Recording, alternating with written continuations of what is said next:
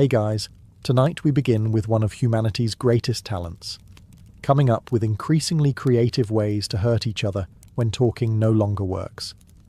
Before you get comfortable, take a moment to like the video and subscribe. But only if you genuinely enjoy what I do here.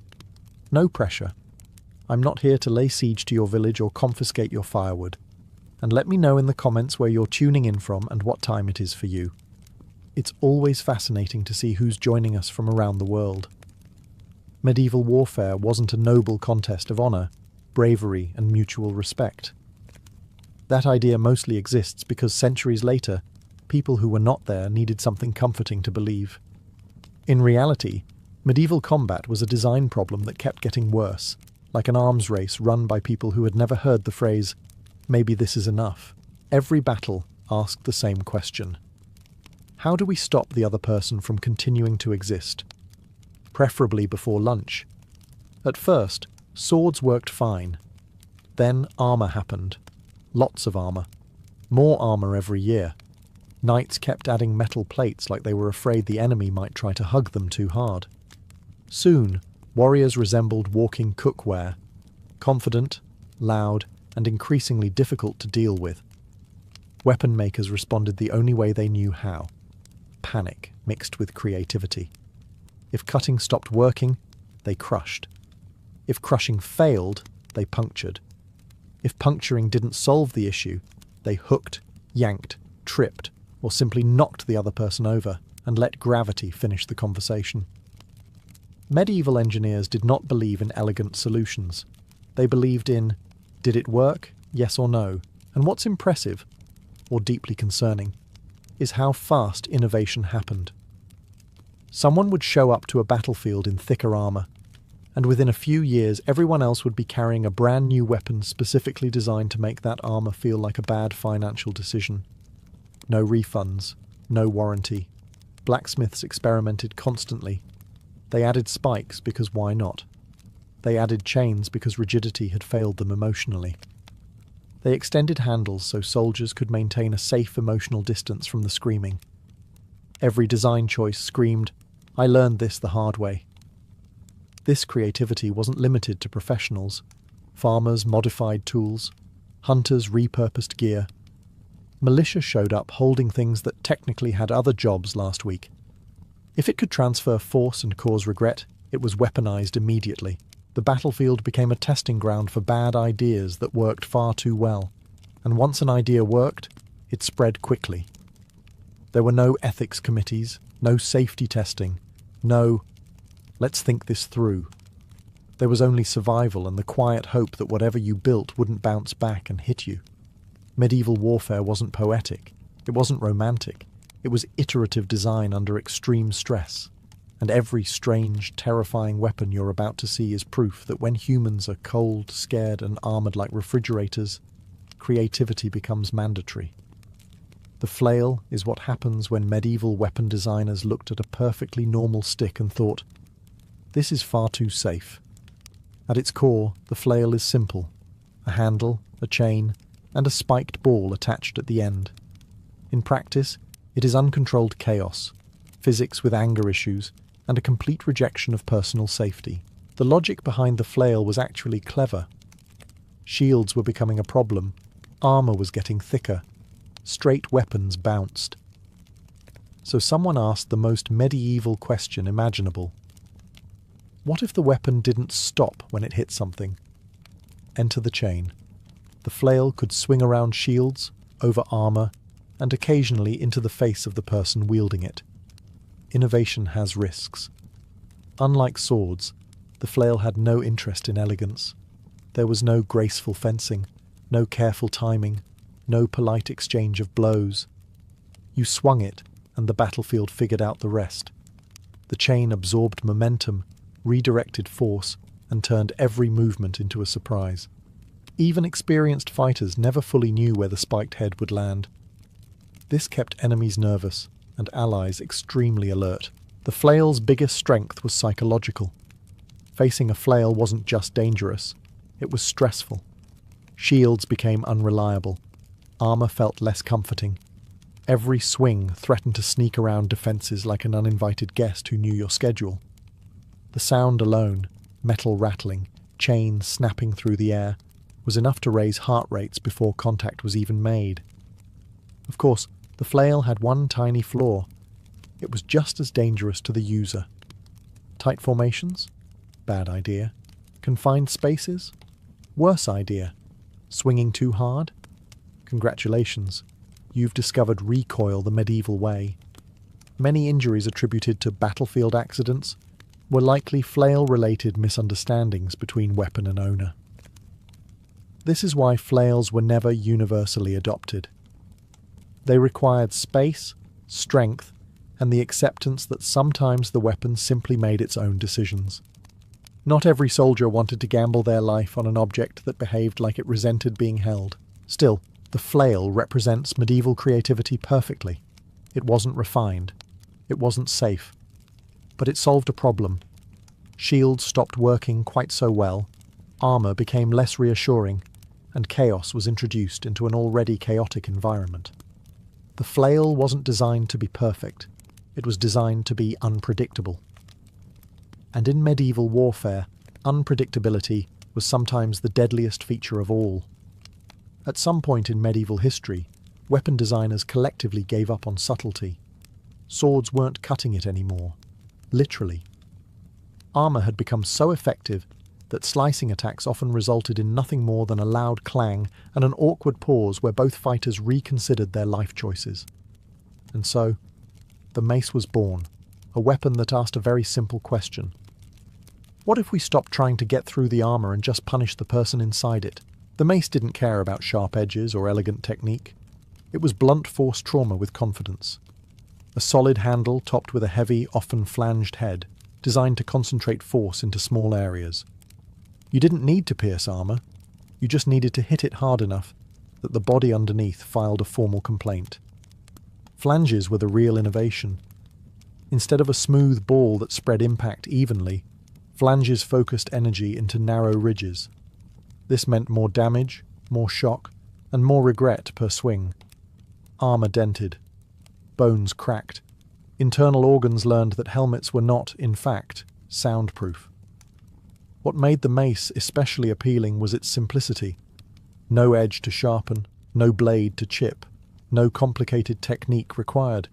If you could lift it and swing it, you were already qualified. Medieval armies appreciated this efficiency. Training took time. Panic did not. The mace also had a deeply psychological effect. Being hit by a sword hurt, but it often came with visible wounds. Being hit by a mace. That left you standing there, confused, dizzy, and suddenly questioning why the world was spinning. Knights discovered that surviving a mace strike didn't mean they were fine. It just meant the damage was happening invisibly, inside their very expensive armour. Clerics even favoured maces, supposedly because they avoided shedding blood. This was technically true, in the same way that dropping a piano on someone avoids stabbing them. The end result was still extremely final. Of course, maces had downsides. They were heavy, they required strength, and they weren't particularly inspiring to look at. No one ever gazed upon a mace and thought, "Ah yes, beauty." But medieval warfare wasn't about aesthetics. It was about efficiency. The mace represented a turning point. Armour was no longer protection. It was packaging, and the mace was the delivery method. If the mace was medieval frustration made solid, the war hammer was frustration given a graduate degree. Weapon designers had already accepted that cutting was overrated and crushing was effective. The war hammer simply refined the idea and added a very clear message. Your armour investment was a mistake. At first glance, the warhammer looks almost polite, smaller than a mace, narrower, less dramatic. But this was not kindness, this was focus. One side of the head was usually a flat hammer face, designed to deliver concentrated blunt force. The other side was often a sharp spike or beak, meant to punch into armour, helmets, or joints like a medieval can opener. The genius of the warhammer was its precision. You didn't need to swing wildly. You didn't need dramatic momentum. You needed accuracy. A A solid strike to the helmet could scramble thoughts instantly. A blow to the shoulder could numb an entire arm. A well-placed spike could turn a knight's sense of invincibility into immediate panic. Armor wearers quickly learned a hard truth. Protection did not equal safety. Plate armor distributed force, but it did not cancel it. A warhammer didn't slice through metal. It transmitted energy straight through it. The armor stayed intact. The person inside did not. This made warhammers especially popular in close combat. When battles collapsed into chaotic scrums of shouting, slipping, and very poor footing, the warhammer excelled. It was compact, fast, devastating. And unlike swords, it didn't get stuck or bounce off at the worst possible moment. The spike side added insult to injury. It targeted weak points, visors, armpits, joints, anywhere the armor had to bend. Knights spent years training to move in armor, only to discover that one sharp beak could undo all that effort in a second. Confidence vanished quickly after the first dented helmet. Warhammers also had a psychological advantage. They looked purposeful. This was not a weapon you accidentally carried. If someone approached you with a warhammer, you knew exactly what they intended, and none of it involved discussion. In many ways, the warhammer marked the moment medieval warfare fully embraced physics over tradition. No romance, no ceremony, just leverage, momentum, and the understanding that metal does not stop force, it merely redirects it. For armoured warriors, this was a sobering realization. For warhammer designers, it was a success story. At some point, medieval soldiers collectively realized an important truth. Being close to danger was optional. You didn't actually need to stand face to face with a heavily armoured, angry stranger to solve the problem. You could simply keep them far away and make it their problem instead. And thus, the polearm rose to prominence. Polearms were the long-handled multi-tools of medieval warfare. Spears, halberds, glaives, bills. If it had a long stick and something unpleasant attached to the end, it qualified. The design philosophy was simple. Maximize reach, minimize regret. A spear alone already changed everything. Suddenly, foot soldiers could threaten knights before the knight's sword even became relevant. A line of spears turned infantry into a moving wall of absolutely not. Horses refused to charge. Armour became irrelevant if you couldn't get close enough to use it. Distance wasn't cowardice. It was strategy with self-respect. Then things escalated. Designers began adding blades, hooks, spikes, and edges to the spearhead, turning it into something that could stab, slash, hook, and occasionally ruin a rider's entire afternoon. The halberd, for example, combined an axe blade, a spear point, and a hook, because one way of causing problems clearly wasn't enough. Polearms were especially effective against knights on horseback. Horses are brave, but they are not stupid. A wall of sharp objects pointed at chest height sends a very clear message. If the horse stopped, the knight stopped. If the knight stopped, gravity took over. Gravity has always been one of medieval warfare's most reliable allies. There was also a morale advantage. Facing a single sword was intimidating. Facing a dozen polearms moving in unison was terrifying.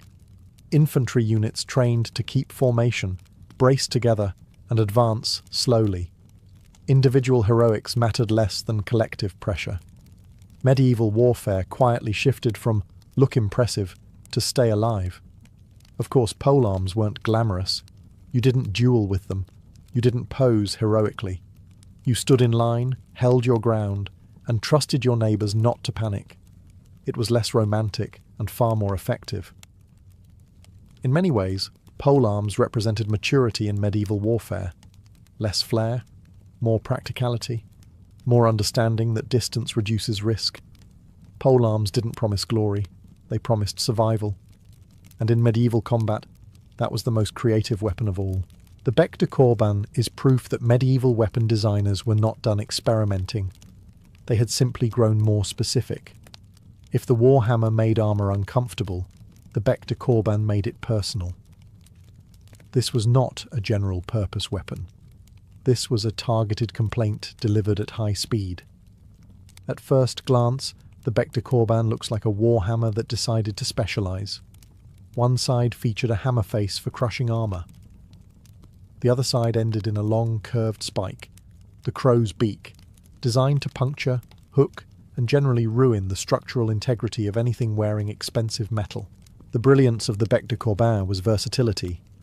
You could smash with it, you could puncture with it, and if neither worked immediately, you could hook your opponent and introduce them to the ground, which medieval warfare considered a perfectly acceptable finishing move. Knights spent years learning how to stay mounted, balanced, and dignified, only to be yanked off their horse like a sack of grain. Armour joints were the real targets. Elbows, knees, visors, armpits, all the places armour had to bend to remain functional. The crow's beak slipped into these gaps with disturbing ease. Suddenly, all that steel protection turned into a very expensive trap you were stuck inside. The Bekta Korban also excelled at intimidation. There is something deeply unsettling about being approached by someone holding a long pole topped with a hammer on one side and a curved spike on the other. It looked less like a weapon and more like a medieval instructional tool titled, "How This Ends." And unlike swords, the Bekta Korban didn't require elegance. It required intent. You didn't fence with it. You advanced, selected a target, and applied force until the situation resolved itself. Training mattered, but enthusiasm mattered more. This weapon thrived in the later medieval period, when plate armour reached its peak. Knights were well protected, confident, and increasingly frustrated that people kept inventing tools specifically designed to negate that protection. The Bekta Korban was the embodiment of that frustration. In many ways, it marked the moment medieval warfare stopped pretending armour was invincible. It wasn't about breaking the armour. It was about exploiting it. The Bekta Korban didn't argue with armour. It negotiated with leverage, and it usually won. If medieval weapons had a most controversial category, the crossbow would win it without competition. Not because it was especially flashy, or elegant, or honourable, but because it worked a little too well, and it worked for the wrong people. Up until the crossbow became widespread, killing a fully armoured knight required years of training, physical strength, and an unfortunate amount of bravery. Knights liked this system. It justified their social status, their expensive equipment, and their belief that they were naturally superior at violence. The crossbow arrived and quietly ruined all of that. The problem with the crossbow was simple. It removed skill from the equation. A peasant with minimal training could pick one up, aim it roughly in the correct direction, and deliver a bolt with enough force to punch through armour, mail, or exposed joints. Generations of martial tradition undone by a mechanical trigger and bad intentions. This deeply upset the ruling classes. Crossbows were powerful because they stored energy mechanically. You didn't need great strength. The bowstring was drawn using levers, cranks, or windlasses. Once loaded, the weapon waited patiently, like it was holding a grudge. When released, all that stored energy went straight into the bolt and then directly into someone's day. They were accurate, they were deadly, and they were terrifying. Knights described crossbows as cowardly weapons, which is medieval language for, "This is extremely inconvenient for me personally." The Church even attempted to ban them for use against Christians, declaring them unfit for honourable warfare. This declaration was immediately ignored by everyone who wanted to survive. On the battlefield, crossbows changed behaviour. Knights avoided open ground, shields grew larger, armour designs shifted. Pavis shields, large portable walls, appeared specifically so crossbowmen could reload without becoming targets themselves. Warfare adapted around the weapon because it could not be ignored, and the psychological impact was enormous. You didn't see a crossbow bolt coming. You didn't hear a warning. One moment you were confident in your armour. The next you were on the ground wondering when everything went sideways. Crossbows weren't creative in shape. They were creative in consequence. They flattened social hierarchies and made medieval warfare less about lineage and more about positioning, patience, and luck. The crossbow didn't care who you were. It didn't care what you wore. It cared only about whether you were standing in the wrong place at the wrong time. And that made it one of the most feared weapons of the medieval world. Not every medieval weapon needed to be large, loud, or impressive. Some of the most effective designs were tiny, quiet, and powered entirely by spite. Enter the caltrop, a small spiked object designed with one simple promise. No matter how it lands, one spike will always point upward, waiting patiently to ruin someone's day. Caltrops were medieval minimalism at its finest. No moving parts, no training required, no honour involved. You didn't swing them, aim them, or duel with them. You simply scattered them on the ground and let physics and poor footwear handle the rest. It was weaponized inconvenience taken to its logical extreme. The real victims of caltrops weren't just soldiers, they were horses, and medieval armies lived and died by their horses. A single caltrop under a hoof could cripple an animal instantly, turning a powerful cavalry charge into a confused, screaming mess of stopped momentum and shattered confidence. Knights might survive injuries. Horses rarely did. For infantry, caltrops were psychological warfare. You couldn't see them easily. You couldn't hear them. And once you knew they were present, every step became a negotiation. Marching slowed. Formations broke. Panic crept in. All because of a handful of metal objects small enough to fit in a pouch. What made caltrops especially cruel was their efficiency. They were cheap to produce, easy to transport, and reusable if you were brave enough to retrieve them afterward. Armies could deny entire areas to enemy movement without lifting a sword. Roads, fields, choke points all became hazards simply because someone had scattered tiny spikes and walked away smiling. Caltrops also ignored armour entirely. Plate protection meant nothing if you couldn't walk. Shields were useless. Skill didn't matter. Rank didn't matter. Everyone had feet. Everyone needed them. Medieval designers understood this deeply and leaned into it without hesitation. There was no romance in caltrops. No dramatic charge. No heroic clash. Just a sudden, sharp realization that the ground itself had turned against you. Many battles were delayed, redirected, or abandoned simply because advancing safely was no longer possible. In a strange way, caltrops represent medieval warfare at its most honest. No speeches, no ceremony, just a quiet acknowledgement that sometimes the best way to win is to make movement impossible. Caltrops didn't kill you directly. They just made sure you couldn't run when everything else tried to. And in medieval warfare, that was often worse. If the mace was medieval blunt force trauma in its purest form, the Morning Star was that same idea after someone said, "But what if we added spikes for emphasis?" The result was a weapon that took everything uncomfortable about being hit with a mace and made it emotionally discouraging as well. At first glance, the Morning Star looks almost decorative, a metal ball covered in spikes, attached to a handle like some sort of violent ornament. This is misleading. The spikes were not for style. They were there to ensure that even armour that survived the initial impact still had regrets afterward. The logic was brutally simple. A smooth mace head distributed force evenly, which was great for crushing bones but occasionally allowed armour to do its job too well. The Morning Star corrected this by concentrating impact into smaller, angrier points. Instead of spreading the force, it focused it. Armour dented deeper. Padding compressed harder. Whatever was underneath learned an important lesson about consequences. Morning Stars also had a psychological edge. Spikes do something to the human brain. A plain metal ball says, "This will hurt." A spiked one says, "This will hurt," and I enjoyed designing it.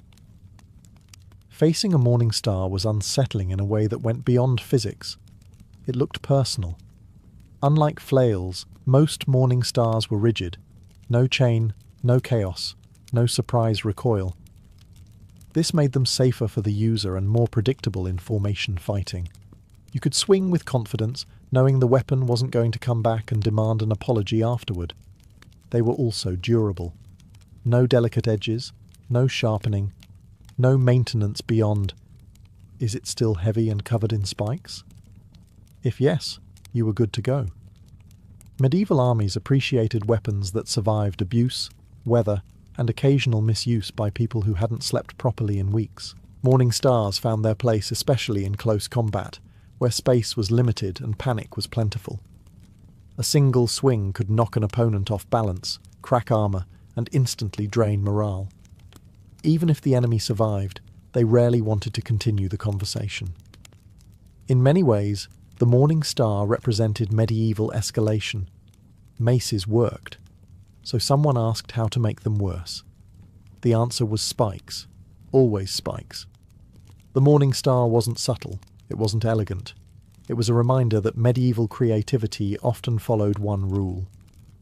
If it works, add spikes and try again. If handheld weapons were medieval creativity on a personal level, siege weapons were creativity scaled up until it required math, teamwork, and a worrying lack of empathy. At some point, medieval armies looked at fortified cities, thick walls, tall towers, smug defenders, and decided the solution was to throw buildings at buildings. Enter siege engines. Trebuchets, mangonels, and ballistae weren't just weapons. They were statements. They said, "We don't want to fight you. We want your wall to stop existing." And if that wall happened to be attached to a city, that was simply collateral inconvenience. The trebuchet was the star of the show. Powered by gravity and an unholy amount of patience, it could hurl massive stones over long distances with terrifying accuracy.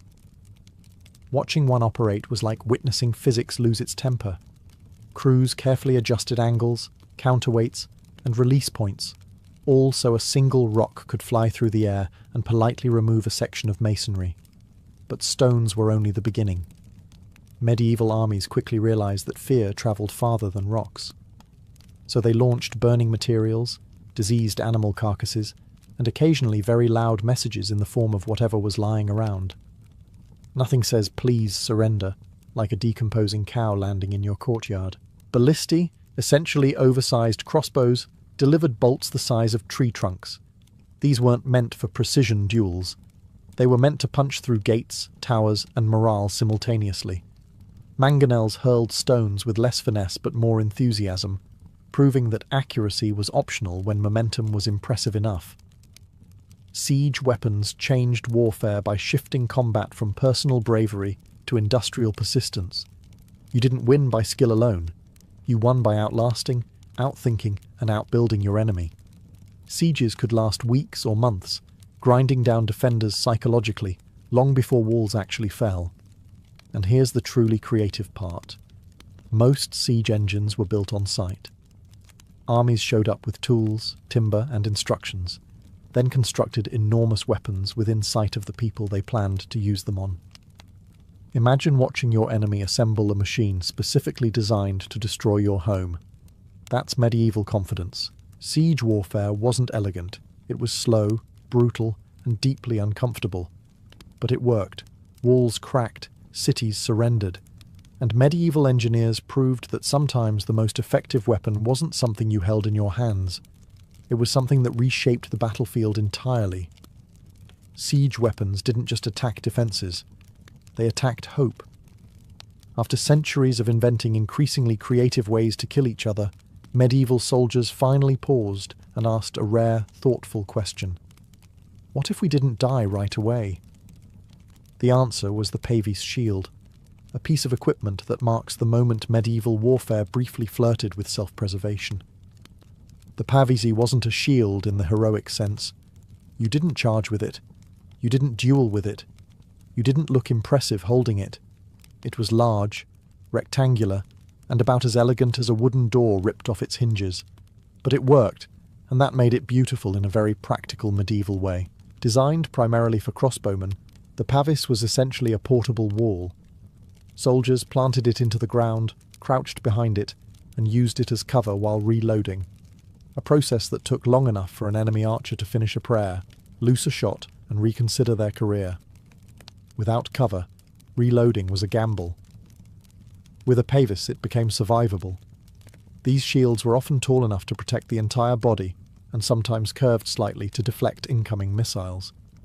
Many were painted with symbols, city crests, or religious imagery, because nothing says "please protect me" like a saint watching over your reload cycle. The Pavis changed battlefield behaviour. Crossbow units became more disciplined, more stationary, and more lethal.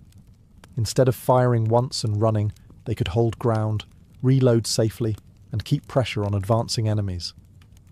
This frustrated knights immensely, which in medieval warfare was often the goal. Of course, the Pavise came with downsides. It was heavy, awkward, and absolutely not something you wanted to carry uphill while arrows were flying. Soldiers assigned to carry Pavises were basically medieval interns, vital, underappreciated, and constantly wondering how their life choices led here. Still, the Pavis represents an important shift. Medieval warfare began to acknowledge that survival mattered. Protection wasn't just armour anymore. It was positioning, teamwork, and the willingness to hide behind a very large piece of wood. The Pavis wasn't flashy. It didn't inspire songs. But it saved lives, which, in medieval warfare, was revolutionary. Once medieval warfare discovered fire, things escalated quickly. Fire didn't care about armour, rank, training, or confidence. Fire simply arrived and announced that everyone's plans were cancelled. It was the most democratic weapon medieval armies ever used, and they loved it for that reason. Fire weapons came in many forms: flaming arrows, burning pitch, pots of oil set alight and hurled over walls. If it could burn and could be thrown, medieval armies tried it at least once, sometimes twice, just to be sure. The goal wasn't always destruction. Often it was panic, and fire was very good at that. Flaming arrows were less about accuracy and more about chaos. One arrow landing on a thatched roof could turn a quiet town into a screaming maze of smoke and confusion. Suddenly, defenders weren't guarding walls. They were desperately trying to stop their own homes from disappearing behind them. Fire didn't need to kill you directly. It just needed to make you abandon your position. Burning pitch was worse. Thick, sticky, and stubbornly committed to staying on fire, pitch clung to wood, walls, and anything unfortunate enough to be nearby. Once ignited, it refused to be put out easily. Water laughed at it. Sand helped sometimes. Panic did nothing except make it spread faster. Then there was Greek fire, the stuff of legend. A mysterious incendiary weapon that burned even on water, terrified enemies, and ensured that nobody who faced it ever forgot the experience. Exact formulas were closely guarded, which is medieval for no one wanted this used on them later. Fire weapons worked best psychologically. Flames lit up the night, smoke choked the air. The sound alone, crackling, roaring, collapsing structures, drained morale faster than any blade. Soldiers broke ranks. Commanders lost control. Orders vanished in the noise. Fire also turned sieges into nightmares. Cities depended on wooden structures, food stores, and morale. A well-placed fire could undo months of preparation in minutes. Even if the fire was contained, the fear lingered. Defenders slept lightly, watching shadows flicker and wondering when the next flame would appear. Medieval warfare loved fire because it solved problems quickly. It didn't need precision. It didn't need bravery. It just needed opportunity and a strong wind. Fire didn't argue. Fire didn't negotiate. Fire reminded everyone that sometimes the most creative weapon is the one that removes all other options. Not every medieval battle was fought with beautifully crafted weapons forged by master blacksmiths. In fact, many battles were fought with whatever happened to be within arm's reach at the exact moment things went terribly wrong. This is where improvised weapons entered the chat, uninvited, unregulated, and extremely enthusiastic. Medieval warfare rarely followed the plan. Formations broke, weapons snapped, people tripped, horses panicked. And suddenly, the battlefield became a chaotic flea market of sharp objects, heavy objects, and objects that had no business being involved in combat, but absolutely were now. Broken spears became clubs. Sword hilts became punching tools. Shields were used less for blocking, and more for aggressively introducing someone to the ground. Rocks were picked up and thrown with impressive emotional commitment. Helmets were grabbed by the rim and used as handles. If you could lift it, swing it, or drop it from above, congratulations, you had a weapon. Farm tools were especially popular, because medieval armies were often made up of farmers who had already spent years mastering these objects. Axes, scythes, pitchforks, flails that were originally for grain, all transitioned into combat roles with minimal adjustment. The only real difference was intent. One moment you're harvesting crops, the next you're harvesting enemies. Medieval life moved fast. Improvised weapons were brutally effective because they were unexpected. Armour was designed to stop known threats: swords, spears, arrows. It was far less prepared for being beaten with a wagon wheel or stabbed with a sharpened fence post. Chaos favours the adaptable, and improvisation thrived in chaos. There was also a psychological factor. Facing a trained knight with a polished weapon was intimidating. Facing an exhausted peasant swinging a random object with nothing left to lose was deeply unsettling. That person was not following rules. That person was not concerned with survival statistics. That person was a problem. Improvised weapons remind us that medieval warfare wasn't just about equipment. It was about mindset. When structure collapsed, creativity filled the gap. No manuals, no permission, just raw survival instinct turned into action. In many battles, the most dangerous moment wasn't the charge or the clash. It was the aftermath, when order disappeared and everyone started solving problems on the fly. Improvised weapons weren't elegant. They weren't planned. But they worked, and that made them just as medieval as anything forged in steel. For all the steel, spikes, fire, and clever engineering, medieval warfare ran on one invisible fuel more powerful than any weapon: fear. Most medieval weapons weren't designed just to kill. They were designed to terrify. If you could break the enemy's nerve, the battle ended faster, cheaper, and with far less effort. Medieval commanders understood this deeply, even if they never phrased it so politely. Consider the sheer visual chaos of a medieval battlefield. Clanking armour, shouting men, horses screaming like they had just realised what was happening, weapons covered in spikes, chains rattling, banners flapping dramatically for absolutely no practical reason. Everything about the scene was engineered to overwhelm the senses. Fear wasn't accidental. It was curated.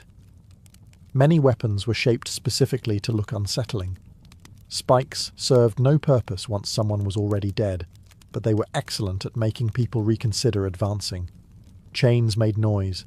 Noise meant panic. Fire lit up the night sky, turning darkness into a flickering nightmare.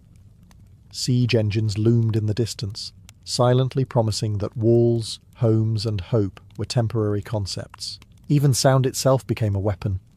Drums beat rhythms meant to unsettle. Horns blared unpredictably. The roar of a charging army wasn't just noise, it was psychological pressure applied in waves. Your body reacted before your brain had time to argue. Fear also spread faster than facts. One unit breaking ranks could trigger a collapse across an entire army. You didn't need to kill everyone. You just needed to convince them they were already losing. Medieval weapons that looked brutal helped accelerate that process. If someone nearby fell screaming after encountering a flail, morning star, or burning pitch, everyone else paid attention. Armour didn't stop fear. Training didn't stop fear. Experience sometimes made it worse, because veterans knew exactly what those weapons could do. Confidence shattered quickly when imagination filled in the blanks. Even after battles ended, fear lingered. Survivors carried memories, scars, and stories back home. Tales of horrifying weapons spread faster than armies ever could, ensuring that future opponents arrived already nervous. In medieval warfare, killing was often secondary. Winning meant control. Control came from breaking morale. And morale broke when fear took hold. Steel cut bodies, fire destroyed structures, but fear dismantled armies from the inside.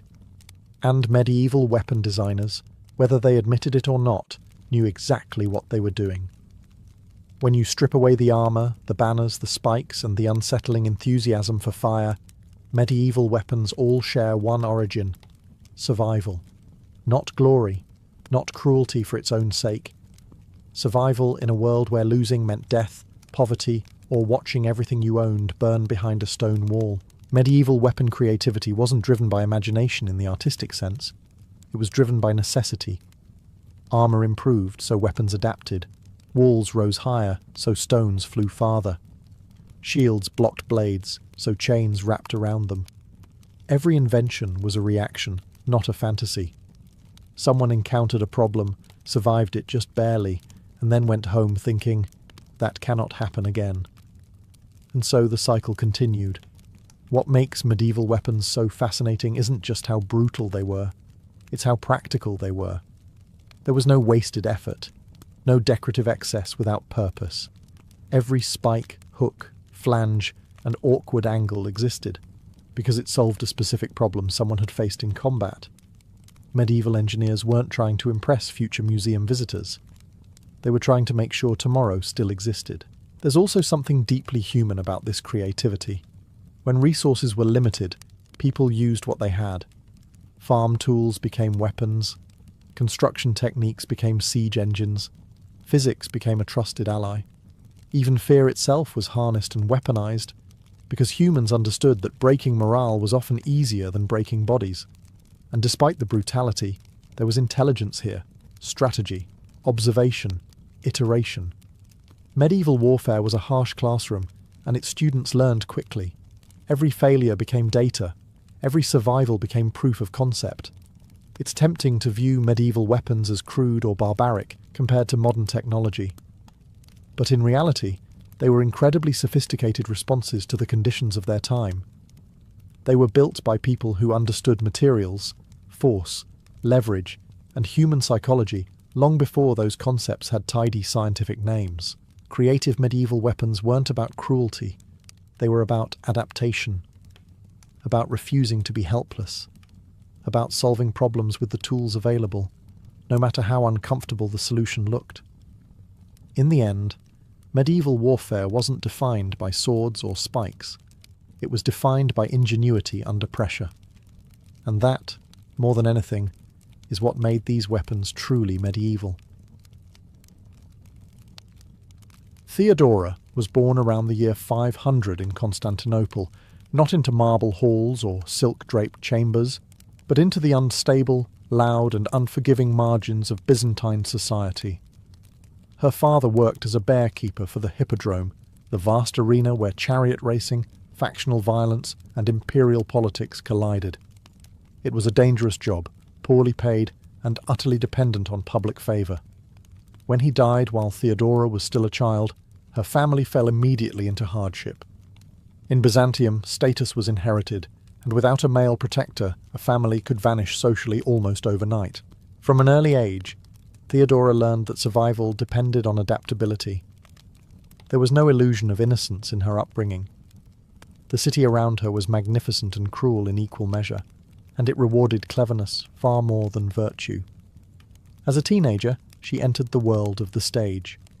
Officially, she was an actress, performing comedic and dramatic roles for public audiences. In reality, Byzantine moral codes treated actresses as morally suspect at best and openly dishonourable at worst. Law and custom grouped them with prostitutes, denying them respectability, legal protection, and any chance of marrying into the elite. Yet the stage gave Theodora something most women of her background never possessed: an audience. Performing before crowds taught her how to command attention, how to read emotion, and how to manipulate expectation. She learned when to provoke laughter, when to provoke discomfort, and when to hold silence just long enough to dominate a room. These were not theatrical tricks alone. They were political skills in their earliest form. Contemporary sources hostile to Theodora later exaggerated her performances into scandal, portraying her youth as depraved and immoral. What matters more than the gossip is the reality beneath it. She lived in a society that left women of her class with few choices. Theodora did not collapse under that pressure. She observed it, learned from it, and endured it. By the time she left Constantinople in early adulthood, travelling through the eastern provinces of the empire, she was no longer merely a performer.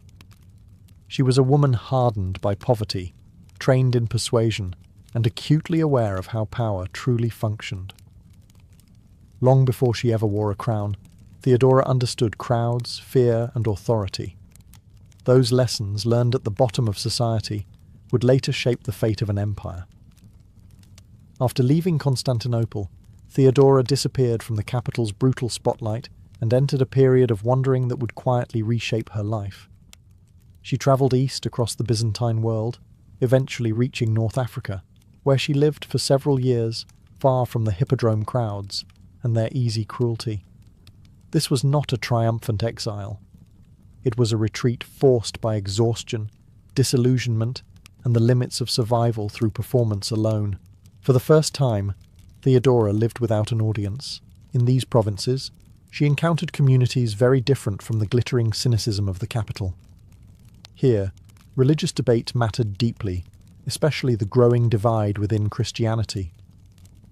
Theodora became closely associated with Monophysite believers, a theological movement considered heretical by the imperial establishment, but deeply rooted among the poor and marginalized. This was not merely a spiritual shift, it was political education. Theodora saw firsthand how doctrine could divide populations, justify persecution, and create loyalty stronger than blood or law. During this period, she adopted a life of austerity. Sources describe her living modestly, supporting herself through textile work rather than performance. Whether fully accurate or shaped by later admiration, the transformation is clear. Theodora was no longer defined by spectacle. She was reshaping her identity. Poverty no longer humiliated her, it disciplined her.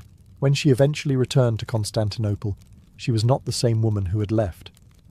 Gone was the reckless performer defined by public scandal. In her place stood someone controlled, observant, and intensely serious. She understood suffering now, not as an abstraction, but as lived reality. That understanding would later shape her sympathy toward women, the poor, and religious minorities. It was around this time that she crossed paths with Justinian, then a rising political figure and nephew of the reigning emperor. Their meeting was not destiny wrapped in romance. It was strategic convergence. Justinian saw intelligence, charisma, and resolve beneath Theodora's controversial past. She saw ambition backed by proximity to power. Both recognized the other as useful, dangerous, and rare. Their relationship faced immediate resistance. Law forbade high-ranking officials from marrying actresses. Rather than abandon her, Justinian changed the law itself. This was the first sign of Theodora's influence even before she wore the imperial crown. Her life had already proven one thing beyond doubt. She could not be erased, silenced, or contained. She had learned to survive obscurity, and now she was ready to return to the center of power, on her own terms. When Justinian ascended the throne in the year 527, Theodora rose with him, not as a decorative consort, but as a ruling partner. From the moment she was crowned Augusta, it was clear that this was not a traditional imperial marriage. Theodora did not remain behind palace walls, content with ceremony and titles. She attended councils, received foreign envoys, and involved herself directly in matters of law, religion, and security. For many in the Byzantine elite, her presence was unsettling. An empress with a voice was one thing, an empress who expected to be obeyed was another. Her background made her uniquely suited to power. Unlike aristocrats raised in comfort, Theodora understood fear, hunger, and public humiliation. She knew how quickly crowds could turn violent, and how easily authority could collapse if it appeared weak. This realism shaped her political instincts. She favoured decisive action over compromise and loyalty over tradition. Those who underestimated her did so briefly. Theodora quickly became a protector of marginalized groups, especially women. She pushed for laws that punished sexual exploitation expanded property rights for women, and allowed former prostitutes legal protection and the chance at a new life. These reforms were not abstract morality. They were personal. Theodora legislated from memory, reshaping law to prevent others from enduring what she once had. Her religious influence was equally significant. Though officially aligned with imperial orthodoxy, she quietly supported Monophysite Christians, sheltering their leaders within the palace and using imperial authority to moderate persecution. This balancing act required extraordinary political finesse. Theodora managed to defend theological minorities without openly challenging imperial doctrine, proving she understood power not as blunt force, but as pressure applied at the right moment. Court historians later struggled to categorize her. Some portrayed her as ruthless, others as saintly. Both missed the point. Theodora was pragmatic. She believed the empire survived through strength, discipline, and calculated mercy, not nostalgia for tradition. She had no patience for elites who confused lineage with competence. By the early years of Justinian's reign, it was already clear that the empire was ruled by two minds, not one. Theodora was not an exception to Byzantine politics. She was its evolution. Her authority did not come from birth or military command, but from an unshakable understanding of human behavior. That made her dangerous and indispensable. In the year 532, Constantinople erupted into chaos. What began as factional violence between rival chariot teams exploded into full-scale rebellion. The city burned as mobs seized streets, murdered officials, and declared a rival emperor. This was the Nika Revolt, the most dangerous uprising of Justinian's reign, and for several days it appeared that his rule and his life were finished. As flames consumed palaces and churches, panic spread through the imperial court. Advisors urged Justinian to flee across the Bosporus, abandon the capital, and regroup elsewhere. Escape ships were prepared. Survival, they argued, was preferable to martyrdom. In that moment of fear, authority wavered. The empire teetered on the edge of collapse. It was Theodora who refused to yield. According to later accounts, she stood before the council and delivered words that became legend. Royalty, she said, was a noble burial shroud. To flee was to live in shame. To die as an empress was preferable to survival without power. This was not rhetoric born of pride. It was political clarity. Theodora understood something her panicked advisors did not. Once an emperor runs, he ceases to be emperor. Retreat would not save Justinian. It would end him. Her resolve forced a decision. Justinian stayed. What followed was brutal and decisive. Imperial forces sealed the hippodrome where the rebels had gathered, believing themselves victorious. Then the army struck. Tens of thousands were slaughtered in a single day. The revolt ended not with negotiation, but annihilation. The city was scarred, but the throne was secure. Theodora's role in this moment permanently altered how power was perceived within the empire. She had not commanded troops, yet she had determined the outcome. Her courage was not reckless, it was calculated. She recognized that fear spreads faster than fire, and that authority survives only when it refuses to retreat. After the revolt, her influence only deepened. Officials who had hesitated were sidelined. Loyalty became the currency of survival. The rebuilt Constantinople, monuments, churches, and laws rose from ashes shaped by Theodora's iron resolve. The Nika revolt revealed her true nature. She was not merely Justinian's equal in intellect. She was, in moments of crisis, his anchor. Where others saw ruin, Theodora saw the narrow path to absolute control, and she walked it without hesitation. With the empire stabilized after the Nika revolt, Theodora turned her attention to something less dramatic, but far more enduring: the law. While Justinian is remembered as the great codifier of Roman law, the reforms of his reign were not crafted by jurists alone. Behind many of the most radical changes stood Theodora. shaping legislation with the clarity of someone who had lived under the system's harshest blind spots. Theodora pushed relentlessly for legal protections for women, especially those society preferred to forget. She championed laws that criminalized forced prostitution and punished men who exploited vulnerable women.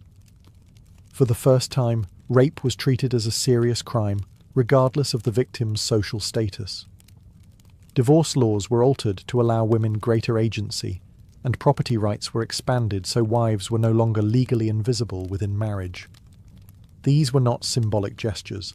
They altered daily life for thousands. Perhaps most telling was her creation of safe houses for former prostitutes, state-supported institutions where women could live without being dragged back into exploitation. Critics mocked these efforts as sentimental or hypocritical, pointing to her past. Theodora ignored them. She understood that moral authority did not come from purity, but from resolve. Her reforms were unapologetically interventionist. The state, she believed, had a responsibility to restrain abuse, not excuse it. Her influence extended beyond gender. Theodora consistently argued for mercy toward the poor and restraint toward religious minorities. She saw persecution not as strength, but as administrative failure. When dissent was crushed too harshly, it bred martyrs. When managed carefully, it dissolved. This philosophy quietly shaped imperial policy, even when it contradicted the instincts of military commanders and bishops. What unsettled the aristocracy was not merely the content of these reforms, but their source. Law had always flowed downward from elite men trained in rhetoric and lineage. Now, it was being reshaped by a woman whose authority came from experience rather than pedigree. Theodora did not argue theory. She argued consequences. By embedding compassion into imperial law, she altered the moral architecture of Byzantium. The empire did not become gentle, but it became more controlled, more deliberate, and less casually cruel. Long after fires were extinguished and rebellions forgotten, these laws remained. Theodora understood something few rulers ever grasp. Violence secures power quickly, but law secures it quietly. And quietly, she rewrote the empire in her own image. As Justinian's reign matured, the empire faced a quieter but equally dangerous threat: religious fracture. Doctrinal conflict cut through cities and villages, dividing families, provoking riots, and undermining loyalty to the throne. Official policy enforced Chalcedonian orthodoxy, but large populations, especially in Egypt and Syria, remained loyal to Monophysite Christianity. Crushing them outright risked rebellion. Tolerating them openly risked accusations of weakness. This was the dilemma Theodora chose to manage personally. Theodora was herself sympathetic to the Monophysite cause, but she was not reckless. She never attempted to overturn official doctrine. Instead, she worked from the shadows, offering protection rather than proclamation. Monophysite bishops were secretly housed within palace compounds, shielded from arrest, interrogated privately rather than publicly humiliated, and quietly allowed to maintain networks of influence. Theodora turned the imperial court into a place of unofficial asylum. This approach served two purposes. It reduced unrest in the provinces, while allowing Justinian to maintain the appearance of theological authority. Where the emperor ruled by decree, Theodora ruled by access.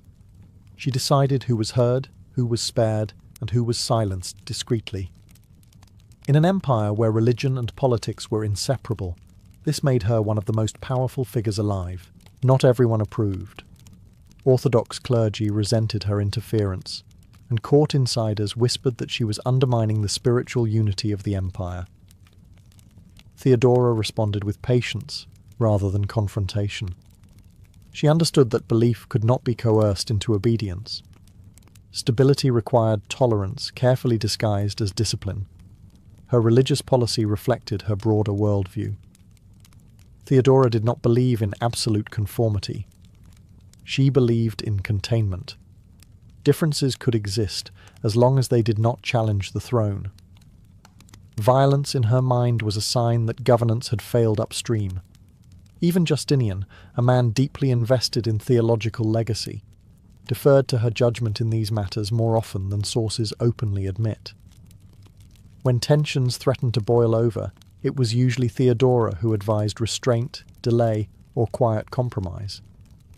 She had learned long ago that people pushed too hard eventually push back harder. By managing belief as a political force rather than a moral battlefield, Theodora kept the empire from tearing itself apart. Her faith was real, but her loyalty was always to stability. In Byzantium, that distinction meant survival. This chapter of her rule reveals her most subtle strength. Theodora did not need public victories. She was content shaping outcomes invisibly, confident that history would move in the direction she set, even if it never spoke her name aloud. By the late years of Justinian's reign, the nature of authority in Byzantium had quietly shifted. The court still revolved around the emperor, but those who mattered understood an unspoken truth. Access to power ran just as decisively through Theodora. Petitions, appointments, and survival itself often depended on whether one had fallen into her favour or her suspicion. She did not need proclamations to rule. Influence was enough. Theodora was feared not because she was unpredictable, but because she was consistent. She rewarded loyalty without sentiment and punished betrayal without hesitation. Officials who mistook her silence for weakness rarely made the same mistake twice. She had no interest in theatrical cruelty, yet she was untroubled by severity when stability demanded it. Mercy, in her view, was a tool, not a reflex. Her relationship with Justinian during these years was one of deep interdependence. Justinian remained the visionary, builder of monuments, codifier of law, dreamer of Roman restoration. Theodora was the realist. She tempered his ambitions, restrained his impulses, and absorbed the political cost of unpopular decisions. Where he thought in centuries, she thought in consequences. Illness began to shadow her life during this period, likely cancer, though contemporary sources avoid clinical certainty. Even as her health declined, her authority did not. She continued to receive officials from her chambers, issue instructions, and manage court rivalries with undiminished sharpness. Physical weakness did not translate into political retreat. If anything, her judgment grew colder, more refined. What unsettled observers most was her refusal to mythologize herself. Theodora did not cultivate public devotion, nor did she attempt to soften her image. She allowed enemies to hate her openly, confident that fear outlasted affection. In a society obsessed with hierarchy and appearances, she operated almost without illusion. Power was not sacred. It was practical. Foreign envoys took note. Diplomacy increasingly accounted for Theodora's preferences, even when negotiating with the emperor himself. This was unprecedented. An empress had become a fixed variable in imperial calculation, not an ornament to be acknowledged politely. As her life narrowed, her legacy widened. Theodora had proven that authority could be built from experience rather than lineage, from intelligence rather than tradition. She did not dismantle the empire's structures. She mastered them. In doing so, she left behind a dangerous precedent: that power could belong to those bold enough to claim it and disciplined enough to keep it. In the year 548, Theodora died after a long illness, likely cancer. She was not yet 50. There were no dramatic final words recorded, no staged farewell to the court.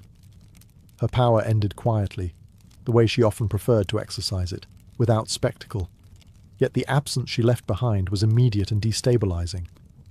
Byzantium had lost not just an empress, but its sharpest political mind. Justinian survived her by nearly 2 decades, but his reign after her death was never the same. He continued to legislate, to build, to dream of imperial restoration, yet something essential had vanished. Advisors once checked by Theodora's realism now spoke more freely. Religious policy hardened.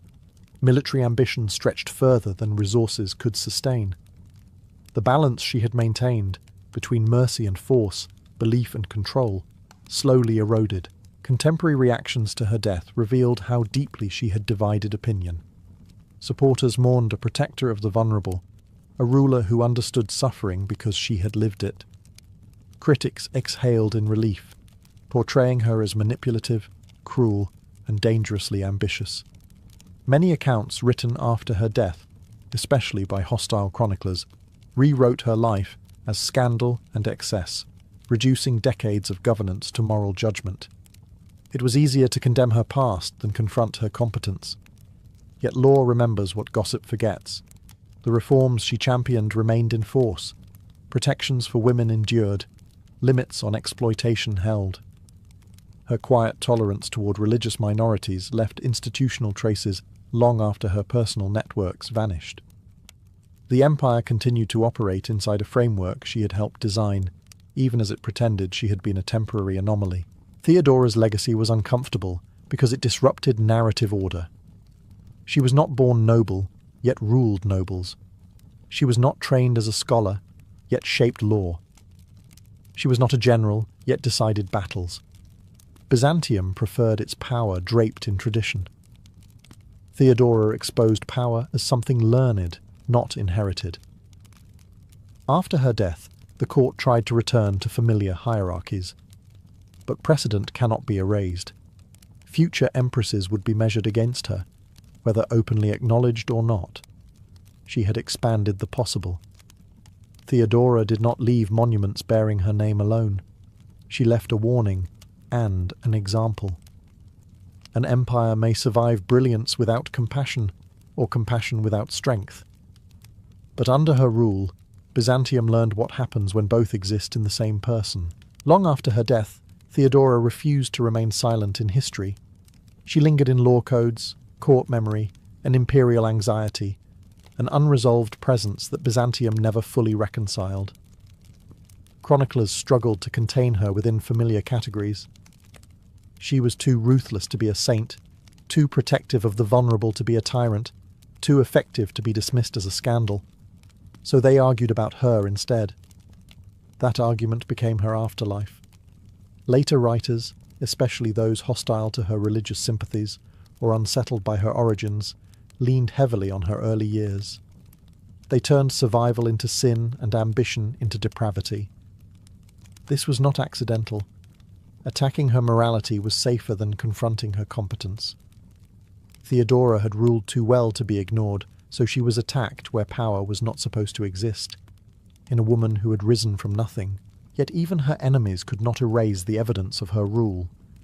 The Byzantine state that followed her death bore the marks of her decisions. Women retained protections they had never known before. The poor had precedents for imperial intervention. Religious minorities remembered that restraint had once existed at the highest level, and emperors learned, quietly, that unchecked ambition without internal balance could hollow a reign. Theodora's true legacy was not a single reform or moment of courage. It was a new model of authority. She proved that power did not require noble birth, military command, or public adoration. It required understanding people, how they fear, how they obey, how they break. She ruled not by illusion but by precision. In mosaics, she appears frozen in gold, robed in imperial splendor, distant and untouchable. But the real Theodora was shaped by hunger, humiliation, and endurance. She carried those experiences into the palace and never forgot them. That memory made her dangerous to those who ruled by habit, and invaluable to those who ruled by necessity. Byzantium survived many emperors. Few altered its internal logic. Theodora did. She changed what was possible inside power itself. Her life remains unsettling because it offers no comfort. There is no redemption arc that ends in softness, no punishment that restores moral order. There is only competence, sharpened by hardship, exercised without apology. And that, more than any scandal or legend, is why Theodora endures. Europe was already worn thin by crusading failure. Jerusalem remained beyond Christian control. Knights had marched east and returned broken, and faith simmered with frustration rather than triumph. Many believed God was displeased with warriors stained by greed and violence. If armed men had failed, perhaps innocence would succeed.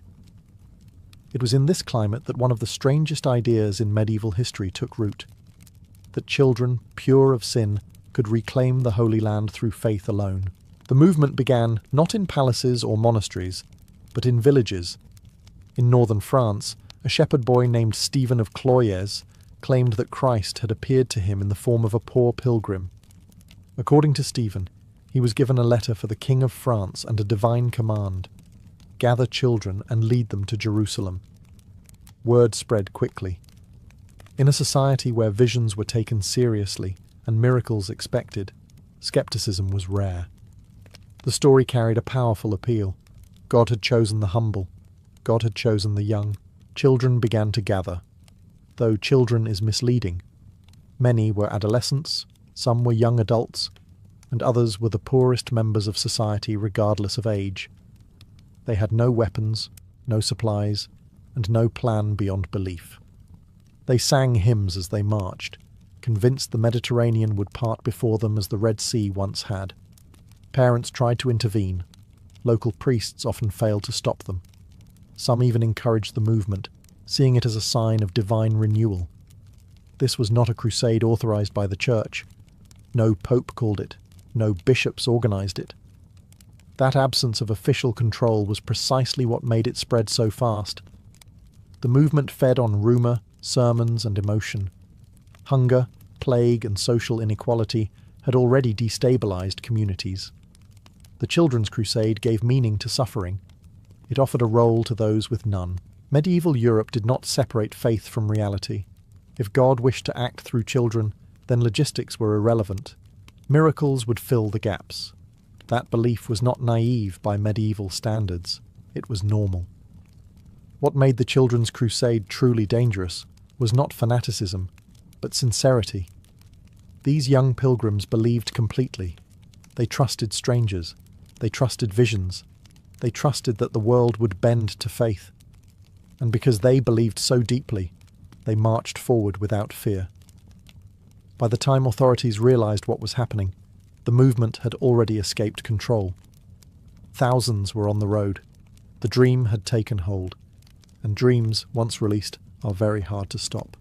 As the movement spread beyond France, a parallel procession began forming east of the Rhine. In the German lands, a boy named Nicholas of Cologne emerged as a prophetic figure, preaching that God had chosen the young to succeed where armoured knights had failed. Like Stephen, Nicholas promised miracles. He claimed angels would guide the faithful, and that the sea itself would open before them. For thousands of desperate families, this message was irresistible. Soon, roads filled with children and adolescents abandoning their villages. Some left secretly at night. Others departed openly, singing hymns and carrying crude crosses. Not all were truly young. Many were poor labourers, shepherds, beggars, and runaways who blended into the crowds. Medieval chroniclers later used the word children more to describe social status than age. These were the powerless, the overlooked, the disposable, now united by belief. The march itself was brutal. Summer heat scorched the roads, food was scarce, and disease spread quickly among the crowds. There was no central authority, no supply lines, no protection. Those who fell behind were left behind. Some died quietly in ditches. Others turned back in shame, returning home to villages that no longer recognized them. But many pressed on, driven by collective momentum. To stop walking felt like doubting God. As the columns moved south through the Alps, reality intruded more harshly. Mountain passes were unforgiving. Children collapsed from exhaustion. Locals sometimes offered food or shelter, moved by pity or faith. Others saw opportunity. Thieves preyed on the marchers.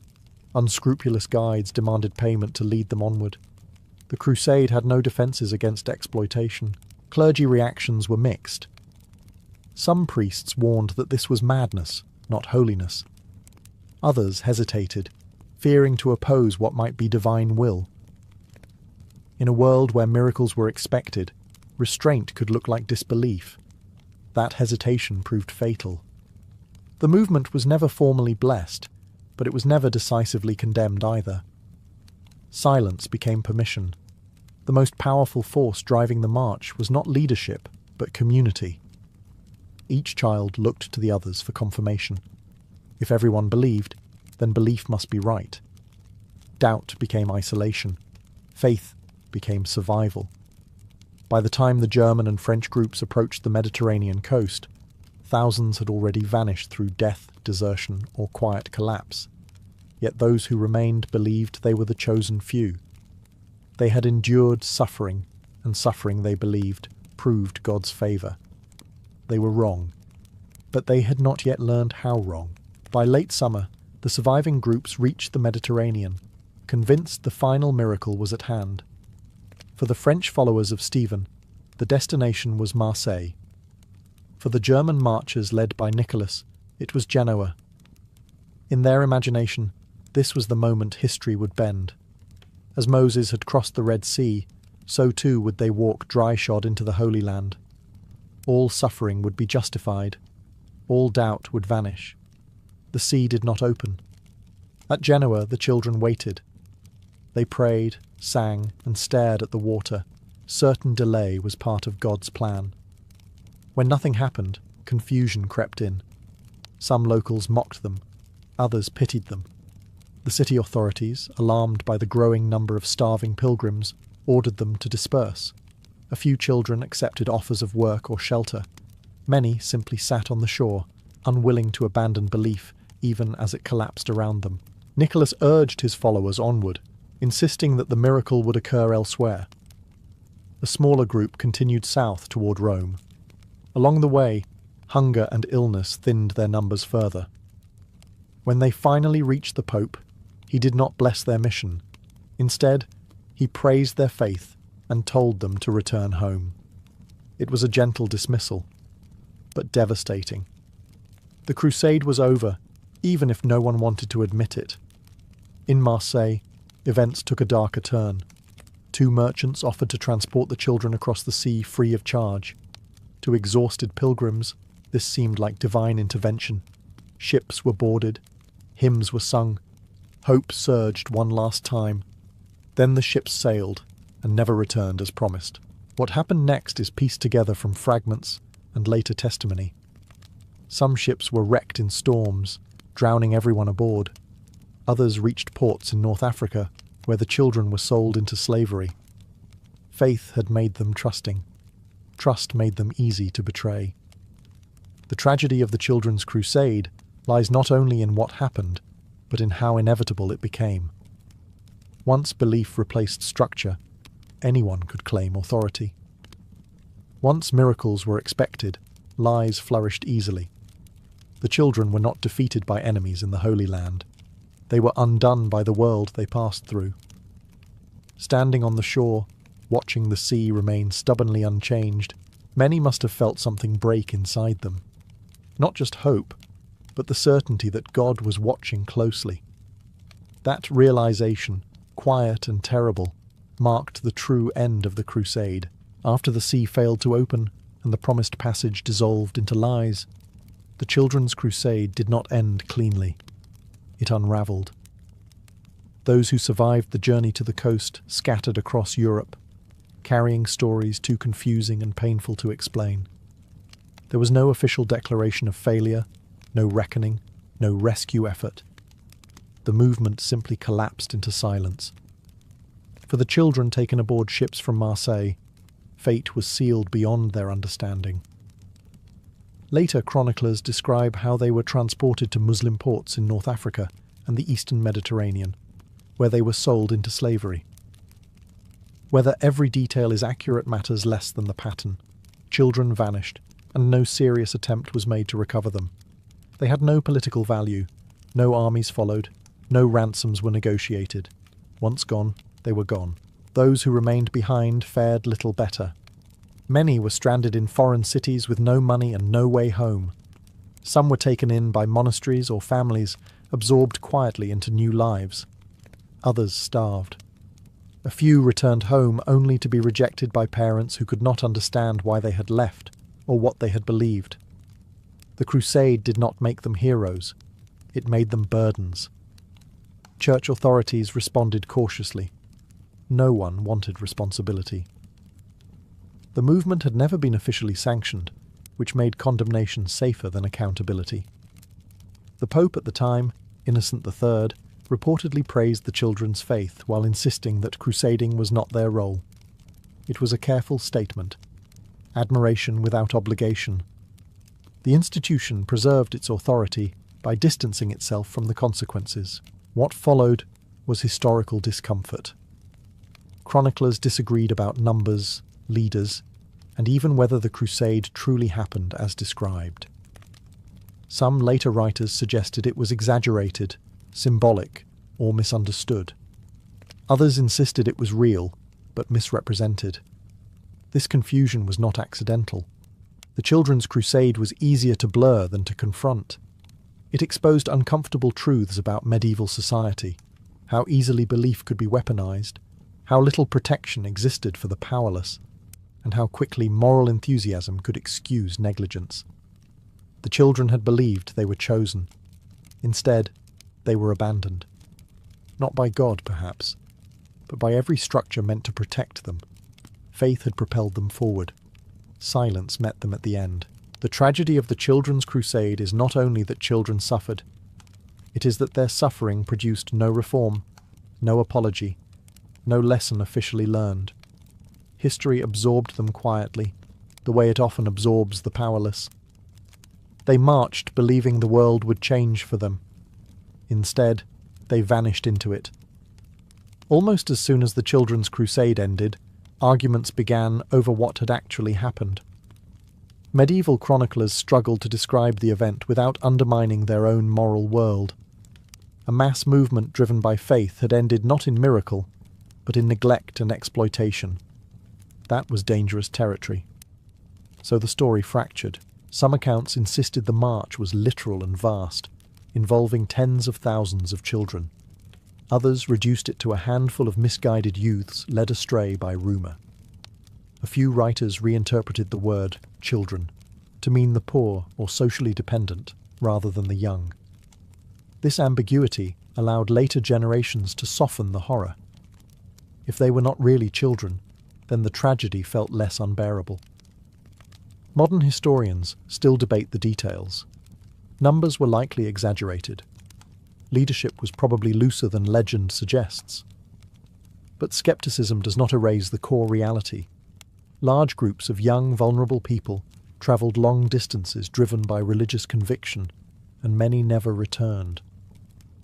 Whether the movement numbered in the thousands or the hundreds, its consequences were real for those who vanished. The confusion surrounding the Children's Crusade reveals how history protects institutions. A clear narrative would demand responsibility. A blurred one allows distance.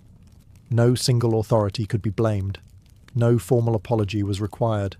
The event drifted into folklore, sermon illustration, and cautionary tale rather than political failure. Over time, the crusade became symbolic. Preachers used it to warn against fanaticism. Moralists used it to praise innocent faith corrupted by the world. Romantic writers later recast it as tragic purity betrayed by cynical adults. Each retelling reshaped the event to fit contemporary needs. The children themselves disappeared behind interpretation. What is striking is how little the movement changed policy.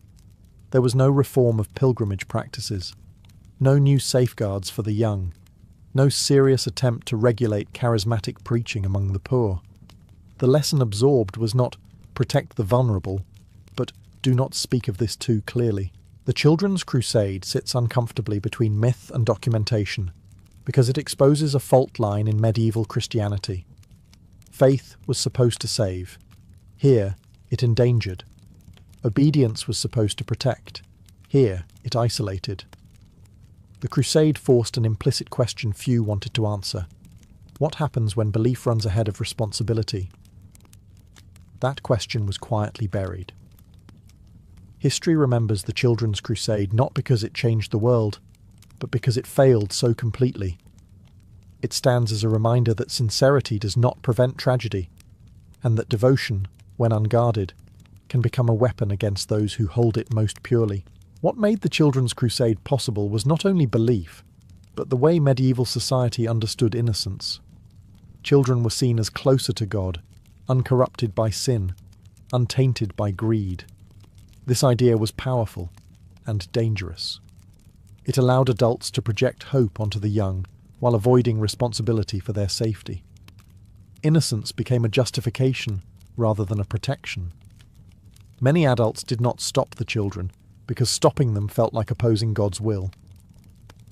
If children were chosen, interference was doubt. Doubt, in a deeply religious culture, was a moral failure. Parents hesitated.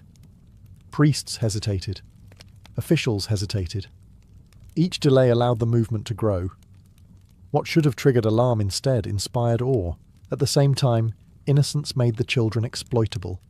They trusted easily. They believed authority was benevolent. They assumed adults would not lie to them about something sacred. That trust was rewarded with manipulation. Guides charged money. Merchants offered transport. Strangers promised miracles. Few were punished afterward, because the victims had no voice and no advocates.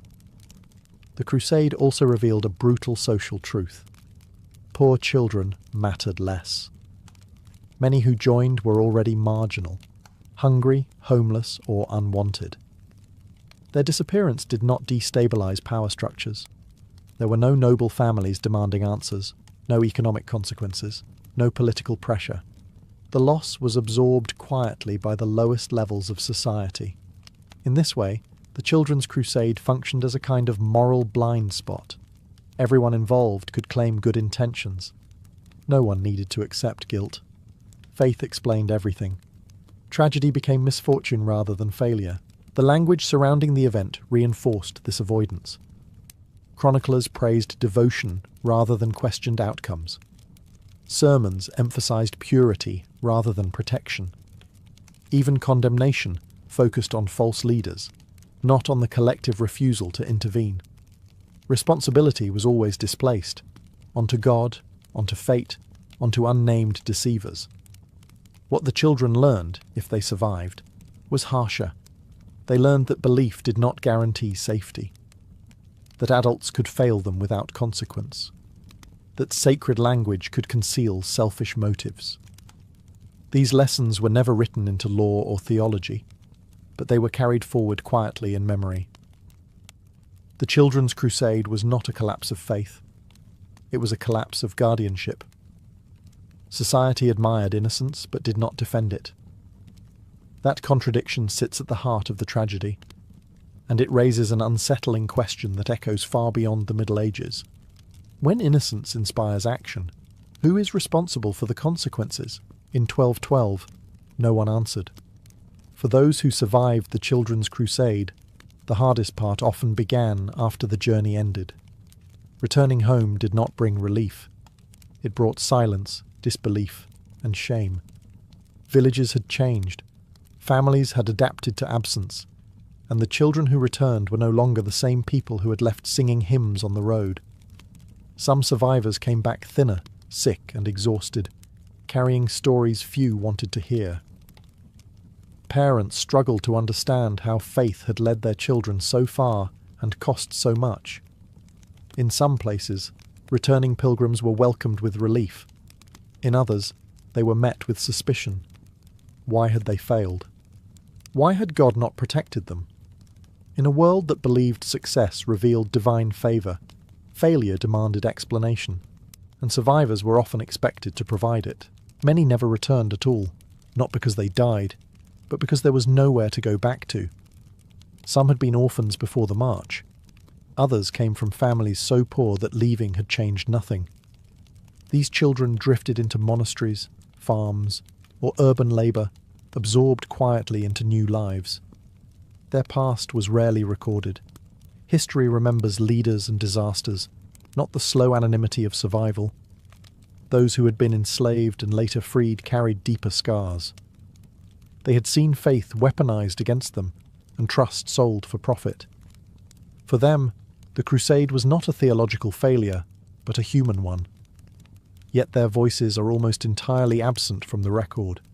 Medieval chroniclers wrote about belief, symbolism and numbers, not trauma.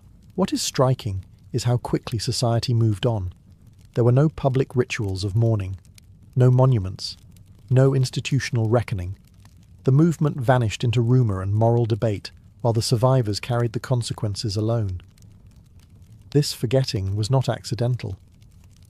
Remembering too clearly would have required uncomfortable questions about authority, obedience, and responsibility. In later years, some former participants reportedly joined other pilgrimages or crusades, attempting to reclaim meaning from loss. Others withdrew from public religious life altogether. Both responses reflect the same struggle: how to reconcile belief with abandonment. The Children's Crusade did not end in a single moment. It ended gradually, in kitchens and fields, in monasteries and streets, as survivors learned that the world had not changed for them. They had marched believing they were chosen. They returned knowing they were replaceable. History often measures events by outcomes. The true outcome of the Children's Crusade was not failure in the Holy Land, but disillusionment at home, and that disillusionment, quietly endured, may have shaped medieval faith far more than the legends ever admitted. As decades passed, the Children's Crusade settled into an uneasy place in European memory. It was too tragic to celebrate, too embarrassing to commemorate, and too morally complex to explain simply. Unlike failed military crusades, which could be blamed on strategy or enemy strength, this one exposed a failure of care. No ruler declared it, no army commanded it. Yet everyone had watched it happen. This made the event uniquely uncomfortable. Responsibility was diffuse. Parents had let their children go. Clergy had hesitated to intervene.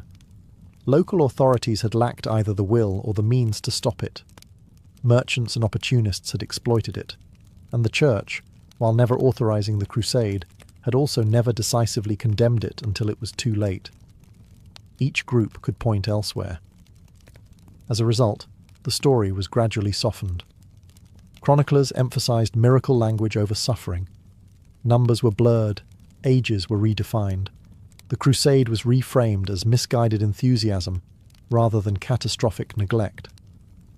Over time, it became safer to argue about whether it had really happened than to confront what it revealed. This pattern, confusion replacing accountability, was not unique. Medieval society relied heavily on faith to explain events, especially disasters.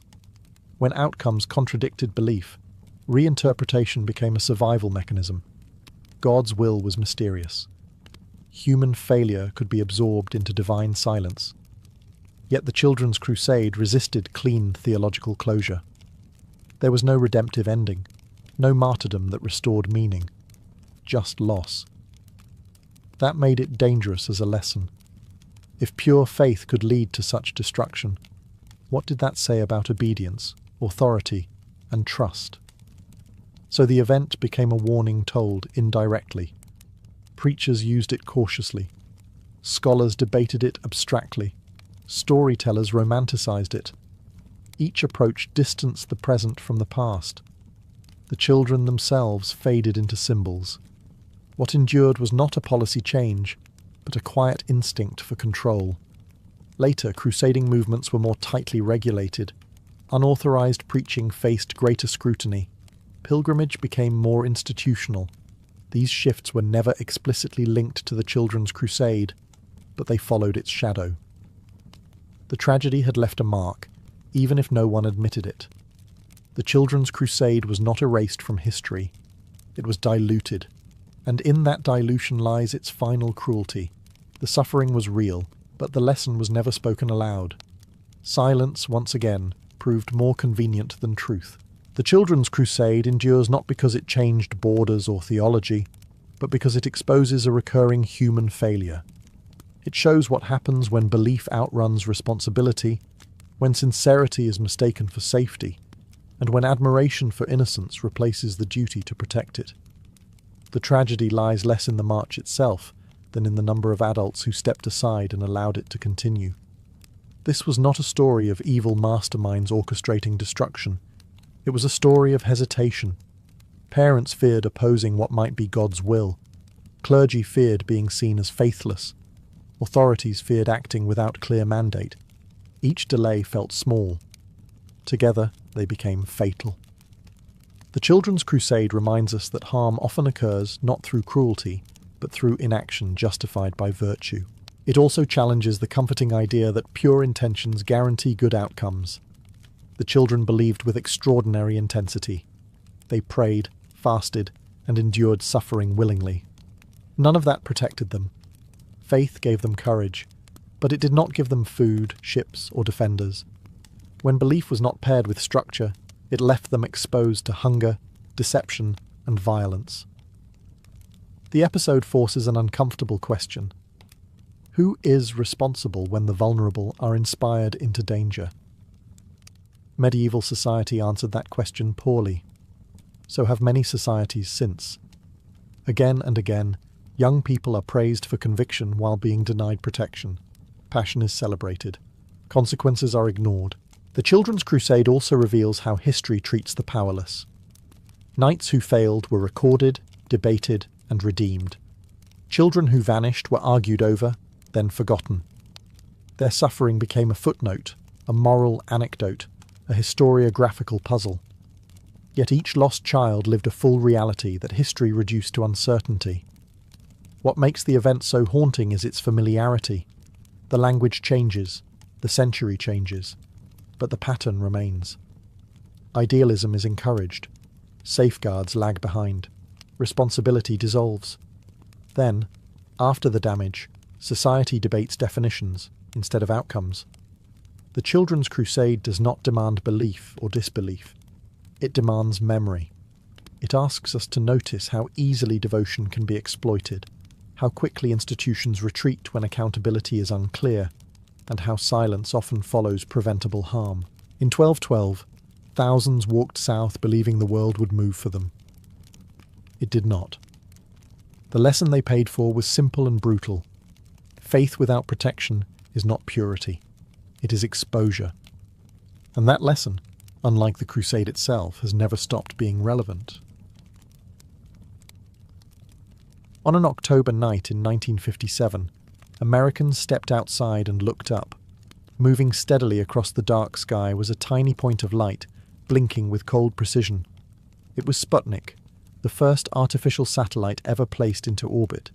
It was small, simple, and scientifically limited, but its impact was enormous.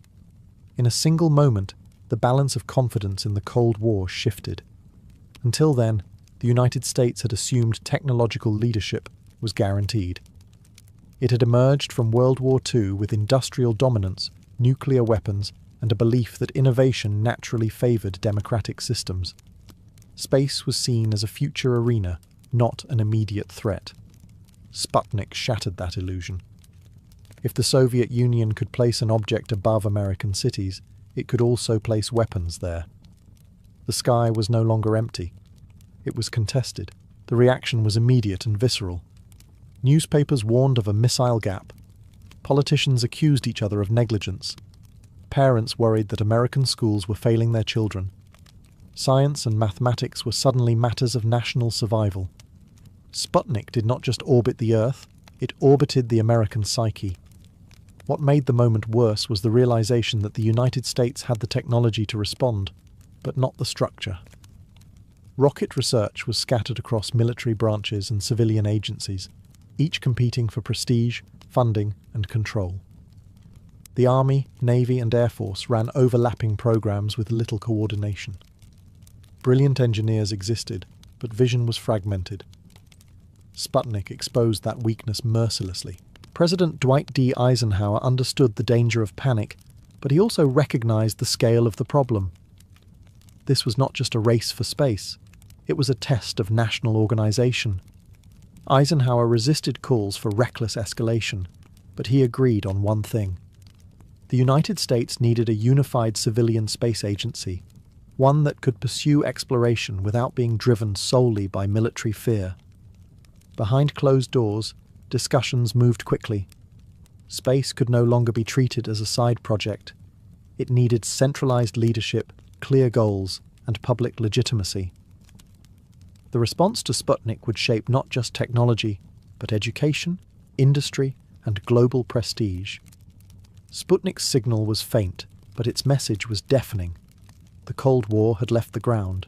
and the United States, suddenly aware it was behind, began preparing a response that would redefine humanity's relationship with the cosmos. The shock of Sputnik forced the United States to confront an uncomfortable truth. It already possessed much of the knowledge needed to reach space, but it lacked a coherent system to use it. For decades, aeronautical research had been handled by the National Advisory Committee for Aeronautics, better known as NACA. Founded during the First World War, NACA had quietly become one of the most sophisticated research bodies in the world. Its wind tunnels, laboratories, and engineers shaped nearly every major American aircraft design. But NACA was built for air, not space. As rockets replaced propellers, NACA found itself at a crossroads. Its scientists understood high-speed flight, heat, and control, exactly the problems space travel would create. Yet its mandate was narrow and its culture cautious. It advised, it tested, it did not lead grand national missions. Sputnik made that restraint unacceptable. Within months, the Eisenhower administration began reshaping the American approach to space. The decision was deliberate. Space exploration would be civilian-led, not dominated by the military. This was both strategic and symbolic. A civilian agency could present spaceflight as peaceful exploration rather than orbital warfare. It would also prevent rivalry between military branches from paralyzing progress. In 1958, Congress passed the National Aeronautics and Space Act. With it, NACA was dissolved and reborn as the National Aeronautics and Space Administration. NASA inherited NACA's facilities, personnel, and institutional memory, but its mission was vastly expanded. It would explore space, it would coordinate national effort, and it would do so in full public view. The transition was not smooth. Engineers accustomed to quiet research suddenly found themselves working under political scrutiny and public expectation. Timelines tightened, failures became headlines, budgets exploded. NASA was no longer an advisory body. It was a symbol of national urgency. Crucially, NASA absorbed more than just NACA. It drew in military rocket programs, scientific satellites, and experimental projects that had previously competed with one another. For the first time, the United States had a single organization tasked with reaching beyond Earth. Fragmentation gave way to focus. This transformation marked a philosophical shift. Space was no longer a side effect of weapons development. It was a destination in its own right. Exploration, science, and prestige were fused into one mission. NASA's creation did not erase fear of Soviet power. It harnessed it. The panic sparked by Sputnik was converted into structure, funding, and ambition. The United States had stumbled, but now it had chosen how to run. The race to space had gained an engine. With NASA officially established, the pressure to produce results became overwhelming. The Soviet Union was still ahead, still launching satellites, and still controlling the narrative of technological superiority. The United States did not have the luxury of perfection. It needed speed. Out of that urgency emerged Project Mercury, a program defined by a single, brutally simple goal: put an American human into space and bring them back alive. Mercury was not designed for elegance or long-term exploration. It was a crash program. Engineers worked under relentless deadlines, adapting existing rocket technology that had never been meant for human passengers. Safety margins were thin. Failures were expected. The question was not whether something would go wrong, but whether NASA could survive mistakes in public view. One of the most controversial decisions NASA made was to select military test pilots as astronauts. These men were disciplined, accustomed to danger, and already comfortable being instruments of national policy. They were not scientists. They were not explorers in the romantic sense.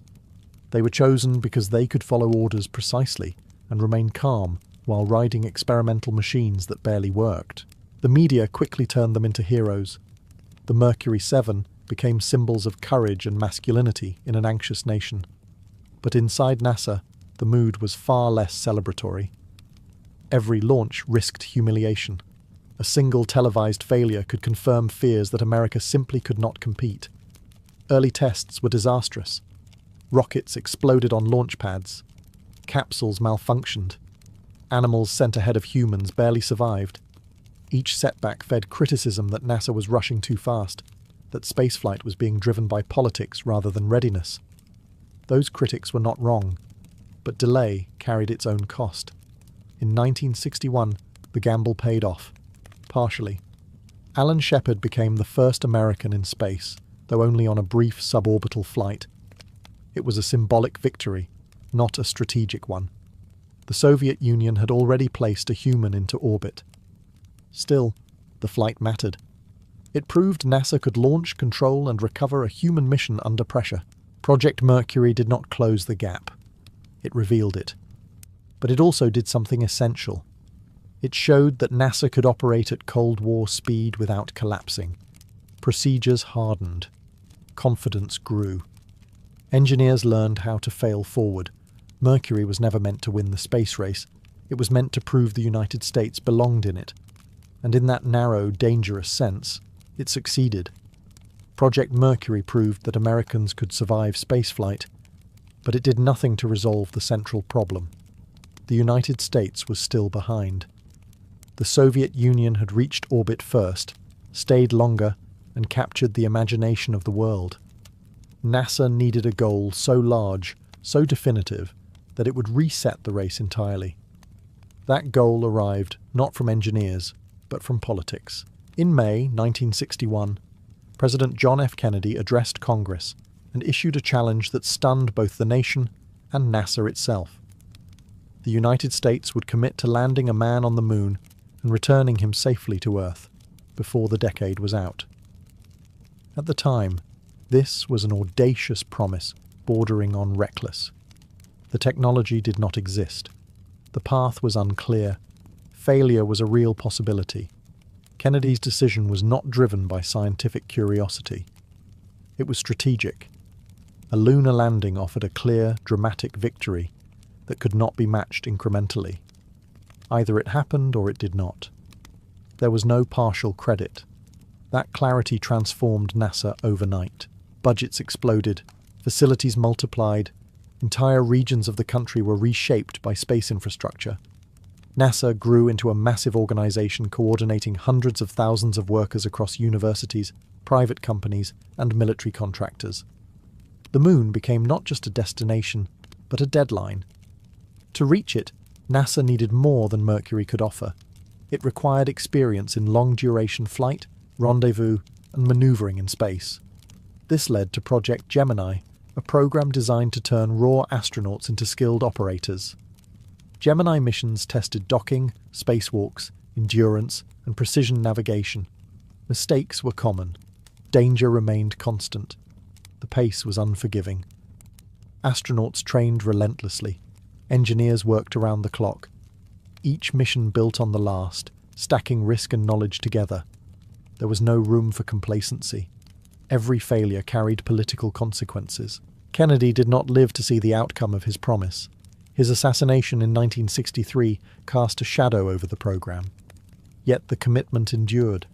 By then, the moon effort had become irreversible. Too much money, pride, and momentum were invested to turn back. This chapter marked the moment NASA transformed from a reactive agency into a driver of national ambition. Space exploration was no longer about catching up. It was about redefining what victory looked like. The moon was distant. The timeline was brutal, but the promise had been made, and NASA now existed to keep it. With the moon deadline looming, NASA entered the most intense phase of its existence. The challenge was no longer conceptual. It was logistical, industrial, and human. Landing on the moon required solving thousands of problems simultaneously, many of which had never been encountered before. Space was unforgiving, and the margin for error was effectively zero. At the center of this effort stood Apollo program, the largest peacetime technological project in history. Apollo was not a single mission, but an entire ecosystem of rockets, spacecraft, computers, training regimes, and contingency plans. It demanded new factories, new launch complexes, and new ways of managing complexity. Nothing on this scale had ever been attempted. NASA made a crucial strategic decision early on. Lunar Orbit Rendezvous. Instead of landing a massive spacecraft on the Moon, a smaller module would detach, land, and then rejoin a command ship in lunar orbit. The idea was risky and controversial. If docking failed, the crew would be stranded. But it was the only approach that made the mission feasible within the decade. Once again, NASA chose risk over delay. The workforce behind Apollo was vast and young. Engineers in their 20s made decisions that could kill astronauts. Programmers wrote code with less computing power than a modern calculator, yet that code would guide humans across hundreds of thousands of miles. Mistakes were inevitable, and some were catastrophic. In January 1967, disaster struck. During a ground test, a fire swept through the Apollo 1 command module, killing 3 astronauts. The nation watched in horror. The tragedy exposed design flaws, complacency, and the deadly cost of schedule pressure. For a moment, the entire program seemed in jeopardy. NASA stopped. It tore the spacecraft apart, literally and institutionally. Procedures were rewritten, materials were replaced, culture changed, safety became an obsession. The pause was painful, but essential. Apollo would not survive without humility. When flights resumed, they did so with hardened resolve. Each mission tested another piece of the lunar puzzle. Rockets thundered. Crews trained relentlessly. Failures were studied, not hidden. Apollo was no longer just about beating the Soviets. It was about proving that human ambition could be matched by discipline. The Moon was still distant, but the machinery to reach it was finally real. NASA had learned the hardest lesson of all. Speed without reckoning leads only to tragedy. By the summer of 1969, NASA stood on the edge of everything it had promised. After years of testing, tragedy, redesign, and relentless pressure, the Apollo program was ready to attempt what had once seemed impossible. Apollo 11 was chosen to make the attempt, not because it was perfect, but because it was ready enough. The mission carried 3 astronauts: Neil Armstrong, Buzz Aldrin, and Michael Collins. Each had a role shaped by risk. Armstrong and Aldrin would descend to the Moon's surface in the lunar module. Collins would remain alone in lunar orbit, circling endlessly, knowing that if docking failed, his crewmates would die below him. The descent was anything but smooth. Alarms flashed. Fuel ran dangerously low. Armstrong took manual control, guiding the lander away from a hazardous surface littered with rocks. Inside Mission Control, engineers ran calculations at a pace that left no room for panic. Seconds mattered. When the lander finally touched down, there was fuel left for less than half a minute. Then came silence, followed by confirmation. When Armstrong stepped onto the lunar surface, the moment transcended science. It was watched live by hundreds of millions around the world. The words he spoke were carefully chosen, but the meaning was unmistakable. This was not just an American victory, it was a human one. In the Cold War, symbolism mattered as much as hardware, and no symbol had ever been larger. The flag planted on the Moon was political, but the images were universal. Humans walking on another world rewrote the boundaries of the possible.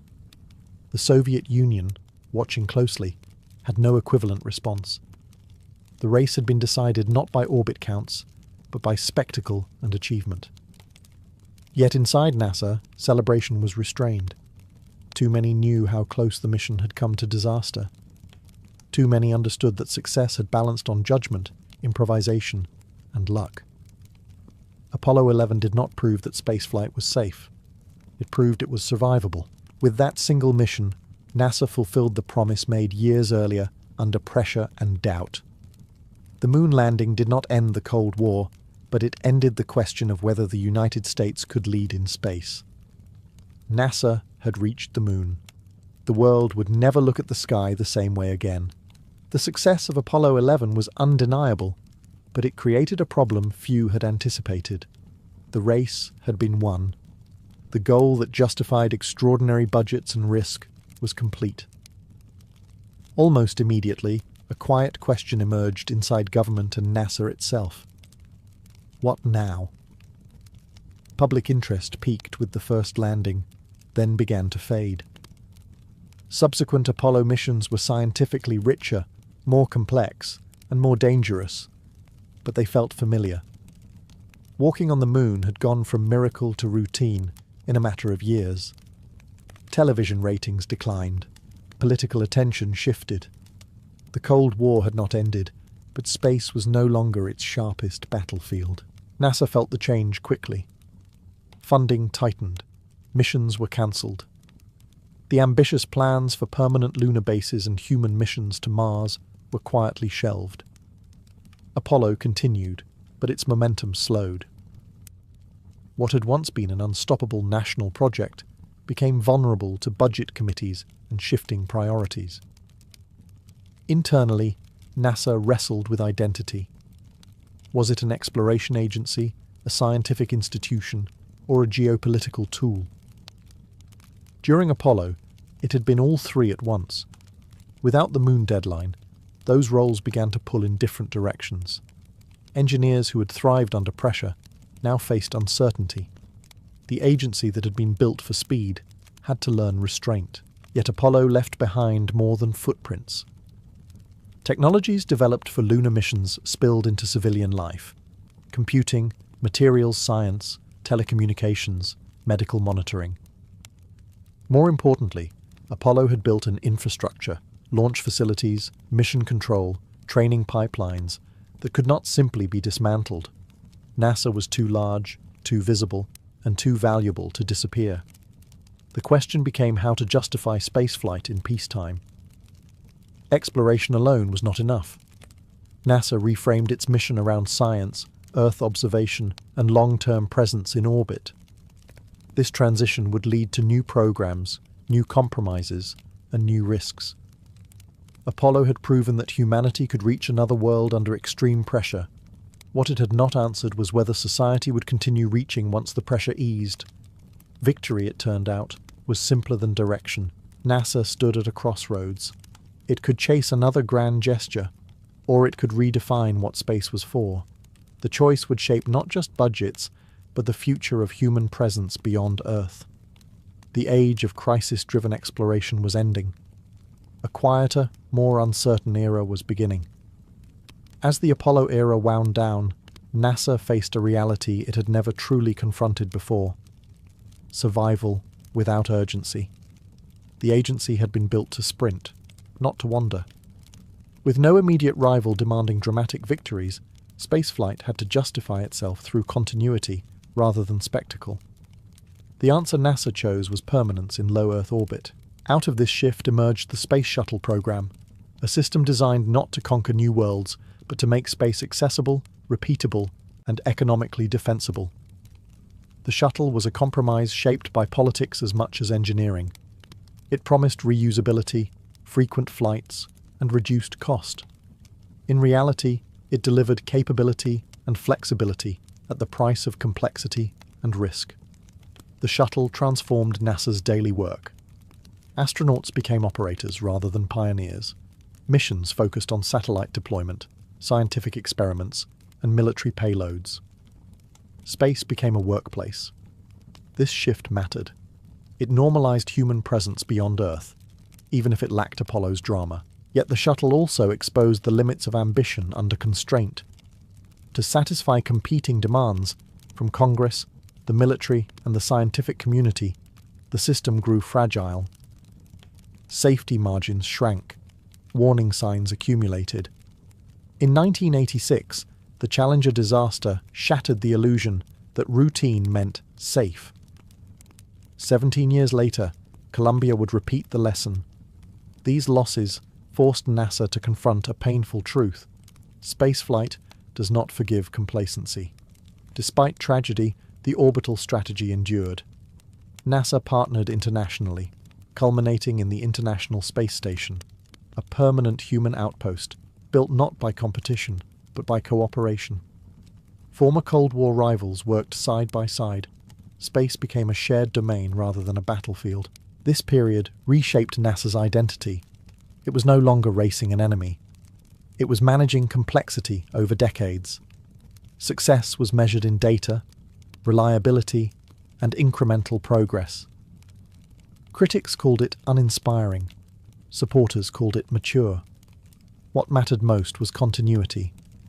Through shuttle flights and orbital stations, NASA preserved human spaceflight knowledge that might otherwise have vanished. Skills were passed forward. Infrastructure was maintained. The path outward remained open, even if no one knew where it would lead next. The founding panic of 1958 had long faded. In its place stood an agency learning how to endure without fear. NASA had traded urgency for persistence. That trade would define its future and determine whether the age of cosmic ambition was paused or merely waiting. The National Aeronautics and Space Administration began as a reaction, an institution born from fear, embarrassment, and urgency. Yet over time, it became something far more enduring. What started as a Cold War response evolved into a framework for how humanity approaches the unknown. NASA's true legacy is not confined to flags on the moon or stations in orbit. It lies in the idea that exploration can be organized, sustained, and shared across generations. By the late 20th and early 21st centuries, NASA had outlived the conditions that created it. The Soviet Union was gone. The missile gap was history. But space remained. Instead of rivalry, NASA increasingly embraced partnership with Europe, Japan, Canada, and even former adversaries. Exploration shifted from domination to collaboration. Science replaced spectacle as the primary justification. At the same time, a new reality emerged. Government was no longer the only driver of spaceflight. Private companies entered the arena, promising cheaper launches and faster innovation. NASA adapted again, stepping back from owning every vehicle and instead shaping goals, standards, and destinations. The agency that once built everything learned to orchestrate. This evolution did not diminish NASA's importance. It clarified it. NASA became the long-term architect of space ambition, the institution willing to take on risks and timelines too large for private industry alone. It pushed outward with robotic explorers, deep space telescopes, and plans for returning humans to the moon and eventually reaching Mars. Each mission built on decades of accumulated knowledge. What makes NASA remarkable is not that it succeeded perfectly, but that it persisted. It absorbed tragedy without retreat. It reinvented itself without losing purpose. Few institutions survive the end of their founding crisis. NASA did. Looking back, the founding of NASA in 1958 was less about beating the Soviets than about answering a deeper question. How does a society respond when the future arrives sooner than expected? The answer was organization, investment, and belief that knowledge itself was a form of security. The Cold War panic that created NASA has faded into textbooks. The agency remains, still launching, still exploring, still asking questions that have no immediate payoff. That endurance is its quiet triumph. NASA did not just launch rockets. It launched a way of thinking, one that treats the universe not as a threat overhead, but as a place humanity belongs. And that may be the most ambitious mission of all.